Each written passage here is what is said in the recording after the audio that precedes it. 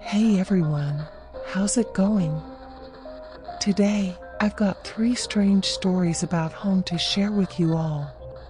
If you're an only child, you might have wished for a little brother or sister, or perhaps a few imaginary friends. The furniture. Both my parents were surgeons, and I used to talk to furniture.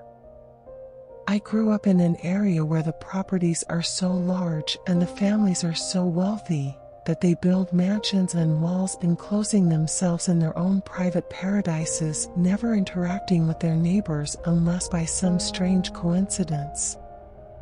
I was homeschooled until the age of 7, which is where this story ends. But first, it begins at age 4, when I can first remember what my childhood was like. As a young boy, I thought that staying isolated on your family's property was what all little boys did.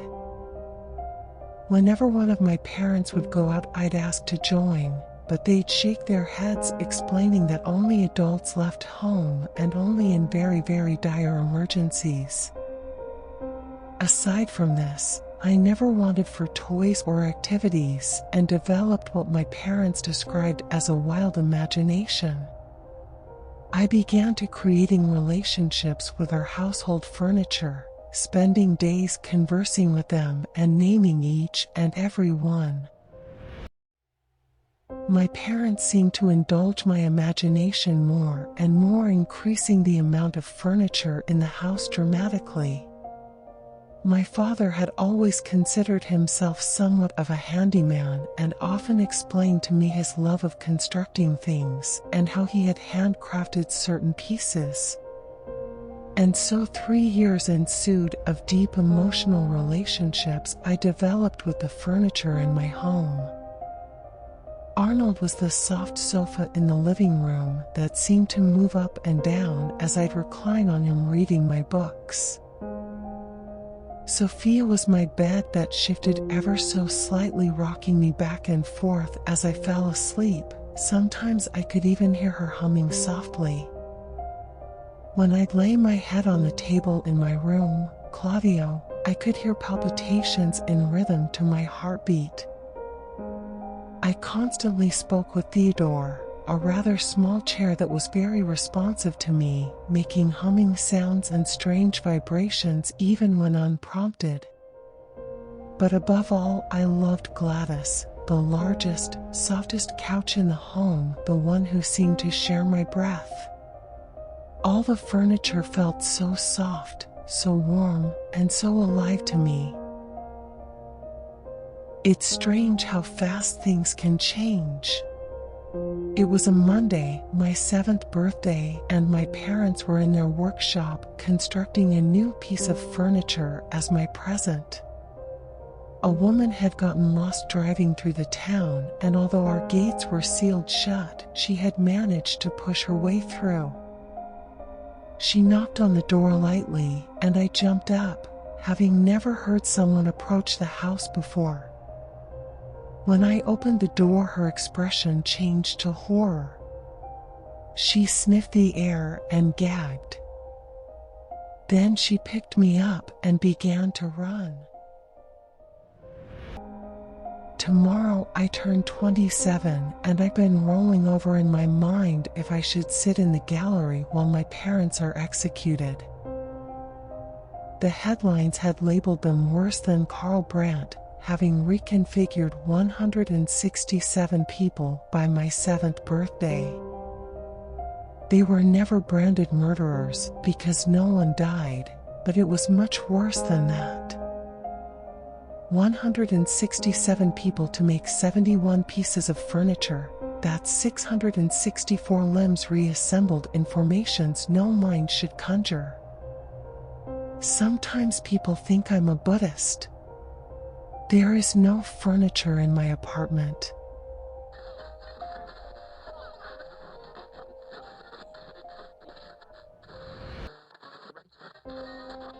Don't talk about Sarah.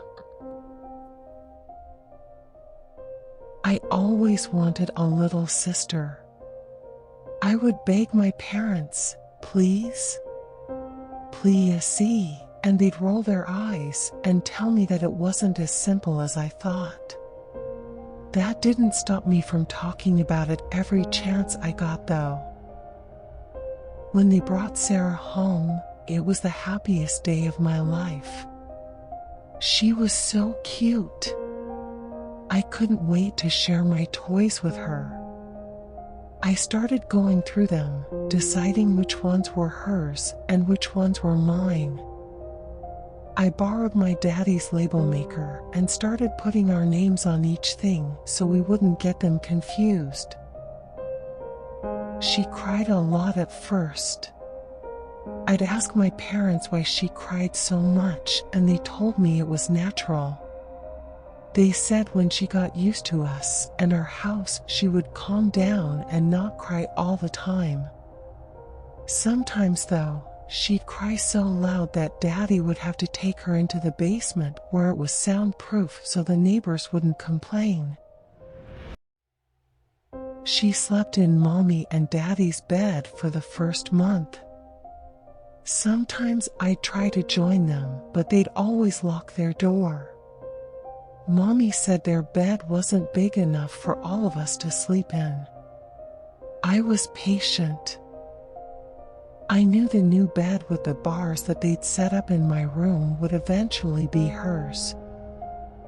When they felt it was safe to let her sleep on her own, they started putting her in it. She wasn't crying so much anymore by then, and I would lie in my bed and watch her sleep from across the room. They'd take her into their bedroom first and lay with her until she fell asleep, then move her to our room.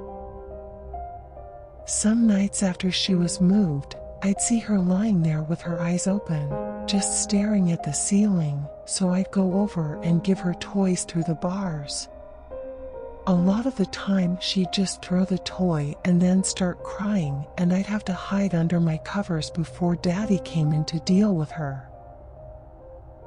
Eventually, they started letting Sarah sit with me in the playroom. I was told that I wasn't allowed to give her anything too small or sharp that she could hurt herself with.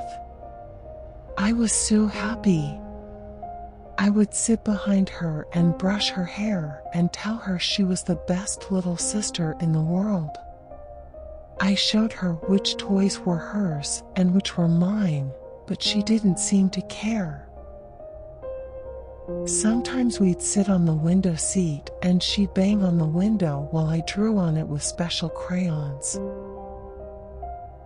School started back up at Sugar Creek Elementary, and I went, but Sarah had to stay home. Mommy said she wasn't ready for school yet. I'd come home and tell Sarah all the stuff I'd learned. I drew pictures of us playing together. When I showed them to Daddy, he'd tell me thank you and take them to keep in his office. Then came the really bad day. I'll never forget it. I came home from school and Mommy was just sitting at the table smoking. She looked real sad. I went to play with Sarah but couldn't find her. When I went to ask Mommy where she was, she started crying. I asked her what was wrong and she said that Sarah was gone. I didn't understand totally, but I started crying too and told her we need to find her. She just shook her head and said she was gone somewhere we couldn't go. Daddy took her bed apart. He threw away all my drawings with her in them. He took my name tags off all the toys. Sometimes I'd find one he'd missed and it'd make me cry. I started collecting them and hiding them, but he found where I hid them one day by accident and got really mad. We weren't allowed to talk about her. It was like she never existed. I didn't think it was fair. I told Mommy that Daddy was mean to make us not talk about Sarah, but she said it was better that way and I would understand when I was older. I saw Sarah again. It was just one time, but I'll never forget it. I was with Mommy doing some errands. We went grocery shopping, then went to a fabric store in Thorntown so Mommy could look at material to make some new curtains out of. She remembered that she had letters to mail, so we stopped at the post office to buy some stamps. I was humming to myself and reading posters while Mommy talked to the lady behind the counter, and that's when I saw Sarah. She was as cute as I remembered. I walked over and looked at the poster with her picture, but they'd gotten her name wrong. Somebody had written her name down as Shannon. I rushed over to Mommy and tugged on her sleeve and told her that Sarah was up on the wall with the other pictures of children, but she got all flustered and apologized to the lady before dragging me out of the post office. I had to shout because she kept trying to talk over me instead of listening. I saw Sarah. They got her picture on the wall in there. Finally, Mommy slapped me and told me it wasn't Sarah and that it may have looked like Sarah, but I was mistaken, and if I didn't stop, I'd get in real trouble with Daddy when he got home. I cried and promised to be good.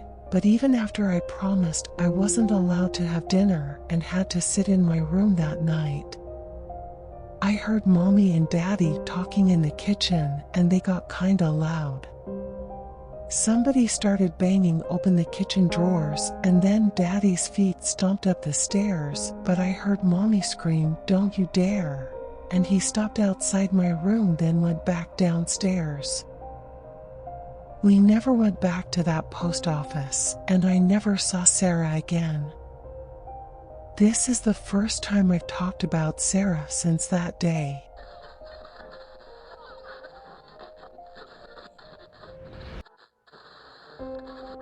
The hidden secrets in the attic.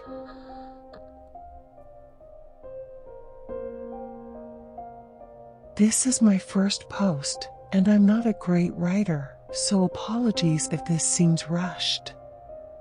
I just got home from my parents' house, and nothing feels right. Like, I don't know what the fuck to think. It's late, I want to go to bed, but the events of today keep playing over and over in my head. I'm posting this in an attempt to transfer the events of today into writing, so I can clear my head of it for a few hours at least. But I'm not sure it's that simple. My name is Chris. To give you a brief history of me, I am a born and bred Canadian. I grew up in a huge house with my parents, a house that was way too big for just the three of us, a fair drive from even our closest neighbors. My parents were kind of old when they had me. My mom was 49 when she gave birth. My dad was 52. I was their miracle baby, so I've always known that I was going to lose them whilst I was young. Having older parents wasn't always easy in just the 20 years of my life. I've seen them gain wrinkles, gray hair and dementia. When I was young, my parents doted on me. I wanted for nothing. My parents were so excited to have a child, especially this late in their lives, that they had already bought everything I could ever want even before I arrived. Toys, clothes, they had bought them years ago when first trying for a baby, but they had had miscarriage after miscarriage. The baby clothes and trinkets that, at first, had taunted them for their losses, filling the nursery they had built with false hope, were finally being used and used well. They dusted them all off and showered me with gifts from the moment I was born. Although I couldn't have asked for more attentive parents, they weren't hugely social people. We were happy enough in each other's company, just the three of us. I bugged them and bugged them growing up for a little brother or sister, but was always met with the same answer: their time for children had passed. They bought me pets instead for company, including a huge chocolate-colored Labrador called Duke, who was my best friend throughout childhood. Once a month, my dad used to take me away for special father-son weekends. He would plan a different activity each month: snowboarding, fishing, hunting, camping. They were the best times of my life. I was heartbroken when my dad passed away when I was 18.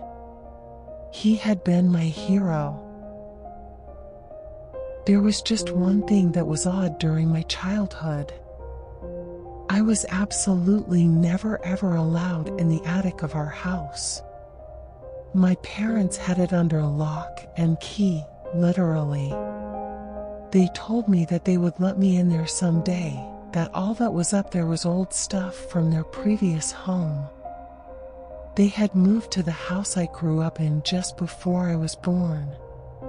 Of course, as a curious child, I tried to break in there, but never could, until today. My mother passed away yesterday.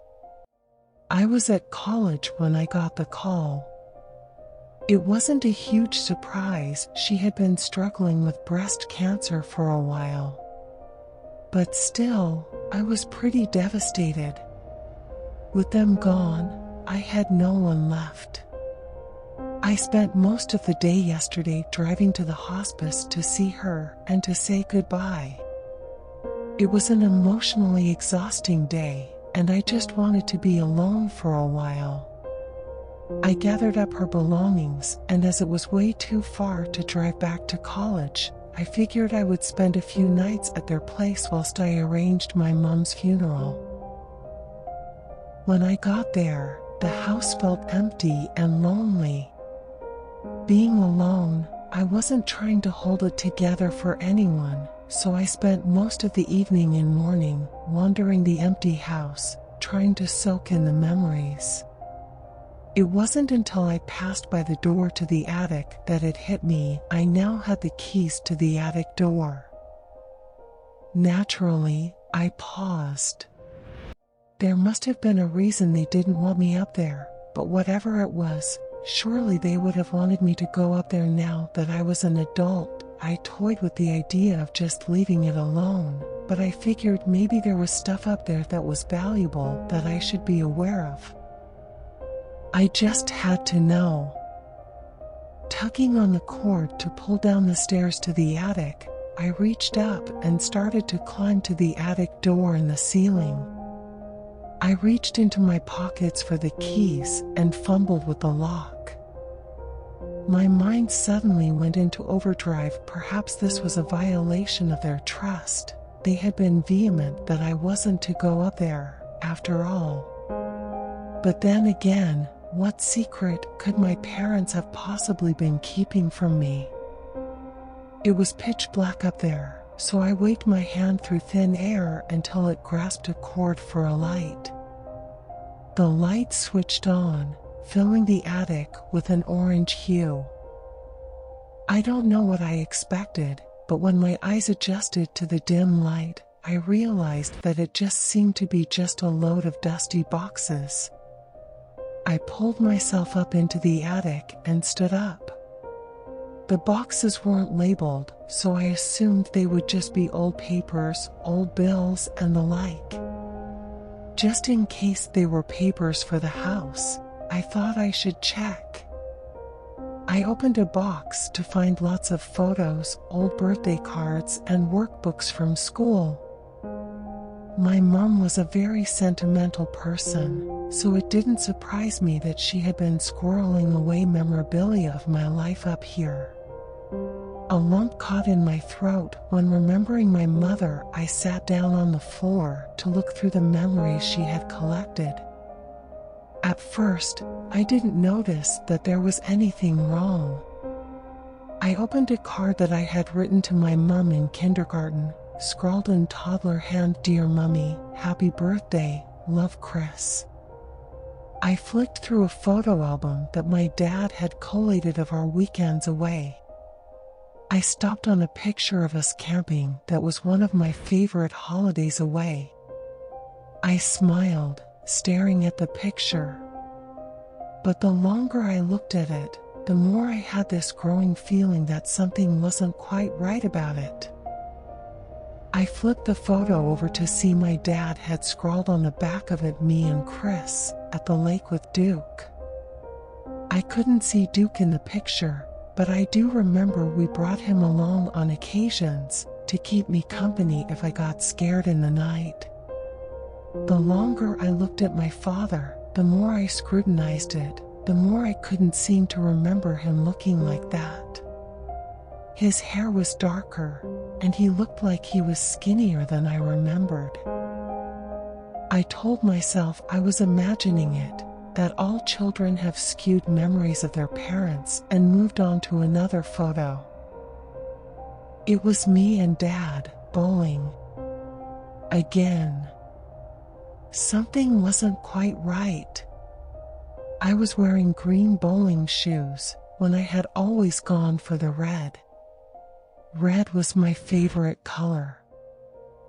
I scrutinized more of the photos, and by the time I reached the 5th, 6th, and 7th picture, I was beginning to feel uneasy, but nothing was so terribly out of place that I couldn't have just misremembered it. There were a few father and son pictures that were taken in places I just couldn't recall, but nothing scared me until the 8th picture in the album.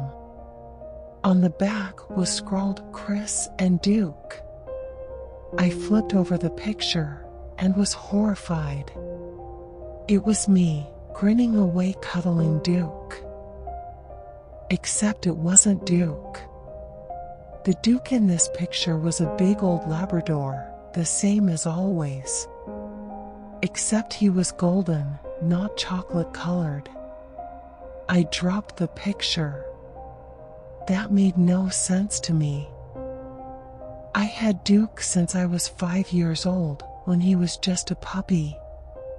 At no point had we had another dog. In confusion, I tipped the box of memories out entirely and rifled through everything. There was medal in there, first prize for a race I never participated in. There was a workbook for a class in physics where I had completely bombed, despite physics being one of my best subjects and my major at college. There was a Valentine's card written to me from a girl whose name I didn't recognize. This didn't feel real and didn't quite make sense. I spent the next hour tipping out the boxes one by one. It became more and more clear that these weren't pictures of me, they weren't my memories. They were memories of a life that I had had that I just didn't remember. They just weren't me. Finally, I came to a box labeled Chris, aged 21. I trembled inside. I am only 20 years old now, so seeing this sent a chill through me. I slowly reached in and found that in the box was a single album amongst some records, shirts, someone else's belongings. I opened the album to see a picture of myself in hospital. I looked unwell, but not unhappy. The Chris in the picture had the exact same grin that I have, slightly awkward but amused nonetheless. I slowly moved through the album page by page. It was clear from the photos that I had cancer. By the end of the album, I was seeing a version of myself that had never materialized. I was bald, skeletal, eyes wide and bright, and a face that was graying. The last picture was that of an empty bed. I slid to the floor. This was all too much. I threw down the photos, jumped out the attic, shut it up, and ran out of the house. I jumped into my car and drove away, and vowed never to go back again. First thing tomorrow, I will call my parents' lawyer and find out what the hell is going on. But for now, all I can remember is my own face staring at me in the picture in my last few days.